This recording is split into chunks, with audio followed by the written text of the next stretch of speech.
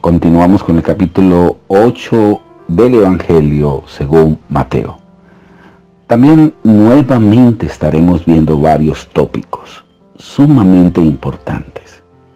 Estas narrativas, de acuerdo a la apreciación de uno de los evangelistas, de estos 4 evangelistas Mateo, son muy significativos.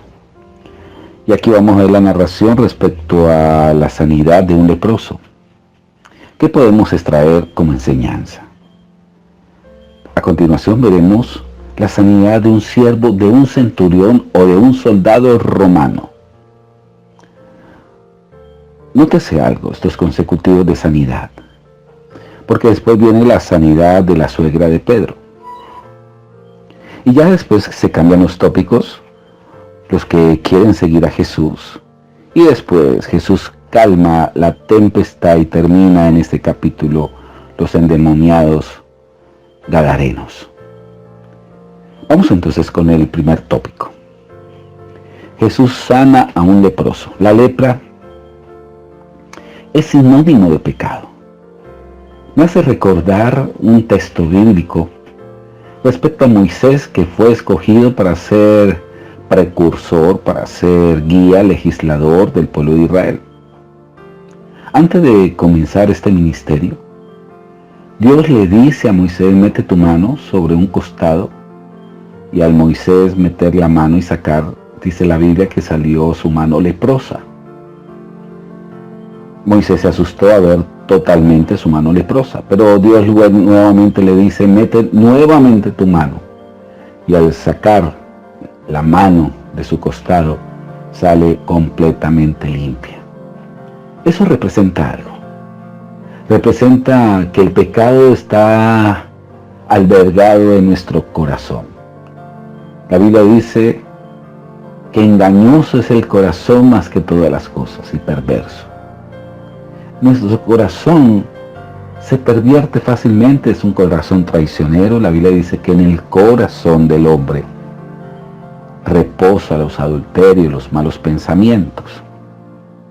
Y todo eso representa lepra. En ese tiempo la lepra no era curable. Hoy en día sí, pero en ese tiempo era incurable y era una enfermedad contagiosa.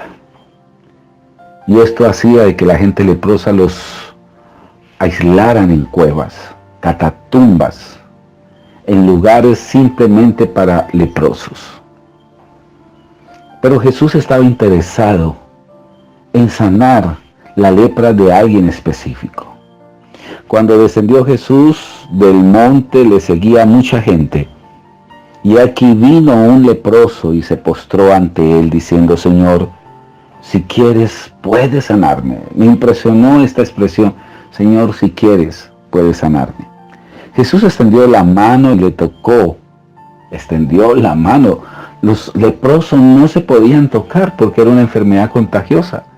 Pero Jesús le tocó, diciendo: quiero, y se limpió. Y al instante su lepra se desapareció. Entonces Jesús le dijo: mira, no le digas a nadie, sino más bien muéstrate al sacerdote y ofrece una ofrenda, así como lo ordenó la ley de Moisés. Cambiando al otro tópico. Jesús sana a un centurión, es decir, que Jesús no fue más del rango por la cual se creía que había venido, porque Él vino específicamente hacia su pueblo, el pueblo de Israel. Ese centurión no era judío, ese centurión era romano, tenía cédula romana. Pero este centurión se dio cuenta que alguien podía sanar y no había fronteras para la sanidad. Notemos algo. Entrando Jesús en Capernaum, vino a él un centurión rogándole y diciendo: Señor, mi criado está postrado, está enfermo, está gravemente enfermo, paralítico, atormentado. Jesús le dijo: yo iré y le sanaré. Esto le impactó al centurión porque dice, el maestro, ir a mi casa. Y él le dice, yo no soy digno, Señor, de que entres bajo mi lecho. Di solamente la palabra y mi criado sanará. Por allá dice en el Salmo 107, verso 20, envió la palabra, lo sanó y lo libró de la ruina. El poder de la palabra. La palabra no tiene fronteras, la palabra no tiene límites. La palabra trasciende fronteras, la palabra trasciende los límites. Ella no está limitada ni por el tiempo ni por el espacio. La palabra fluye. Interesante porque este centurión fue sano, no por la fe del enfermo, sino por la fe del centurión. Pero también yo soy hombre bajo autoridad. Y qué especial saber de que él asocia de que siendo un centurión estaba bajo autoridad de alguien superior. Y le dice, yo estoy bajo tu autoridad. Es tan fácil reconocer a Jesús como Salvador, pero qué tan difícil someternos a su señorío. Amigo y amiga, una de las cosas que nosotros necesitamos construir todos los días es hacer de Jesús mi Señor. El Señor que tome el control de mi temperamento, de mis emociones, de mis pensamientos, de mi caminar. Es tan fácil mirarlo como Salvador, pero qué tan difícil mirarlo como el Señor de mi vida.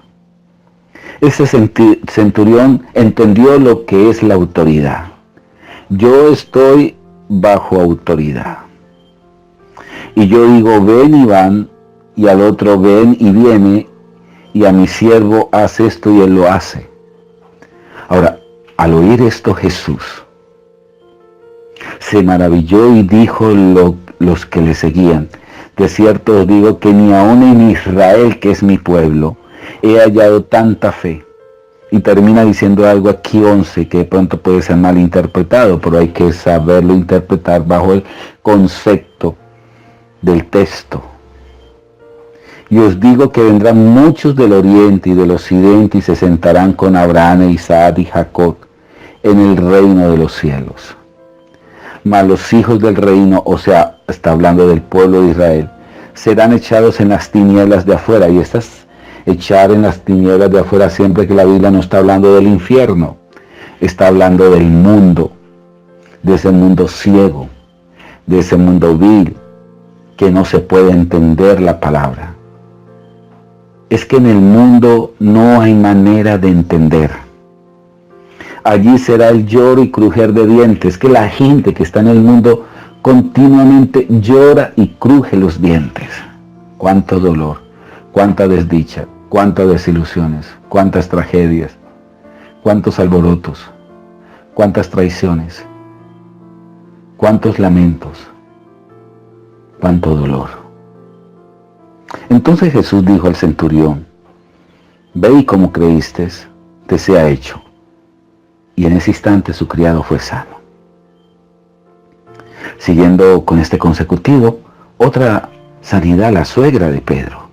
Vino Jesús a la casa de Pedro y vio a la suegra que estaba postrado en cama con fiebre y tocó su mano. Y la fiebre se le dejó. Y ella se levantó y le servía. ¿Cuántos queremos ver como esta mujer? Porque muchos reciben la sanidad y no vuelven a la iglesia. Se les olvida los beneficios. Por eso el salmista en el Salmo 103 dice, bendice alma mía Jehová y no olvido ninguno de tus beneficios. Porque tú me has sanado, porque tú me has colmado de bendición, porque tú me has renovado, porque tú has saciado de bien mi boca, porque tú me rescataste del hoyo. Y me gusta esta suegra de Pedro, porque dice que cuando fue sanada, le servía al Señor. No hay dicha más grande que servirle. Y cuando llegó la noche, trajeron a él muchos endemoniados.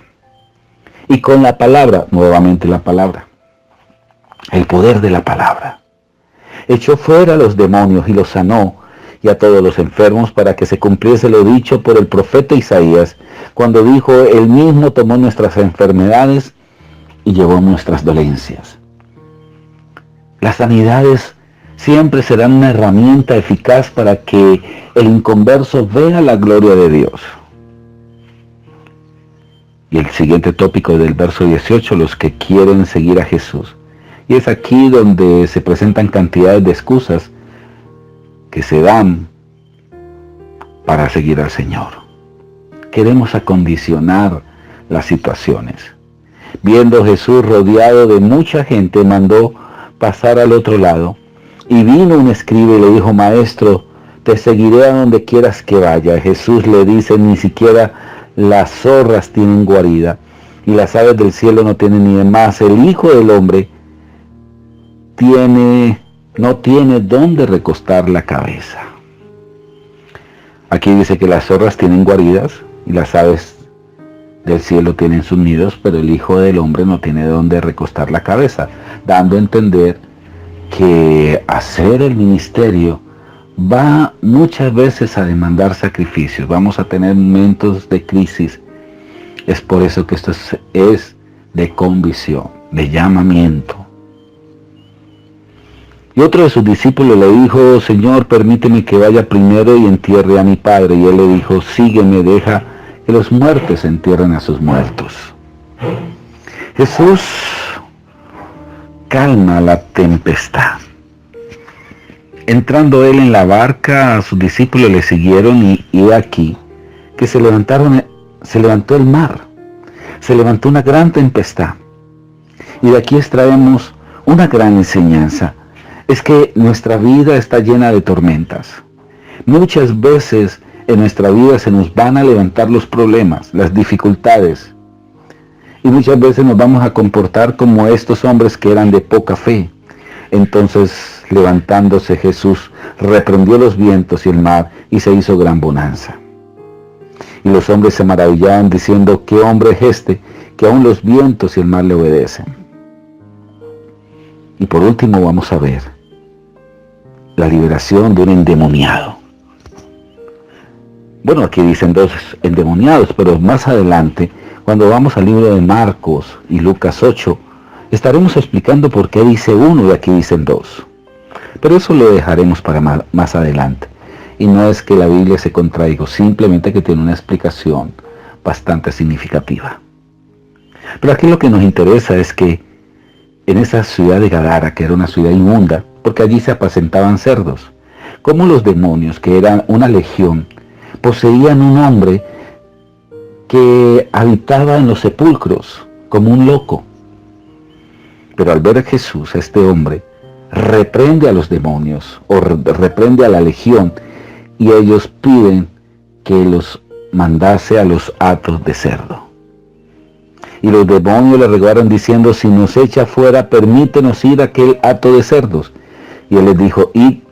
Y ellos salieron y se fueron en aquel hato de cerdos, y aquí todo el hato de cerdos se precipitó en el mar por un despeñadero, y perecieron en las aguas. Y los que apacentaban huyeron y vinieron a la ciudad, contaron todas estas cosas y lo que había pasado con los endemoniados. Y toda la ciudad salió al encuentro de Jesús, y cuando le vieron le rogaron que se fuera de su contorno. Esto no es otra cosa sino un panorama del mundo. Las inmundicias, hay cerdos espirituales. Los cerdos no se le dicen los cariagachados. Miran hacia el suelo, no pueden mirar hacia arriba. Los cerdos considerados animales inmundos. El hijo pródigo comió comida de cerdos. El licor, todo lo que el mundo ofrece es simplemente comida de cerdos. Y Dios quiere liberarnos del mundo para que seamos de su reino. Mil bendiciones. Estaremos en una próxima oportunidad con otro mensaje de enseñanza. Estaremos con el capítulo 9 del libro de Mateo. Hasta entonces.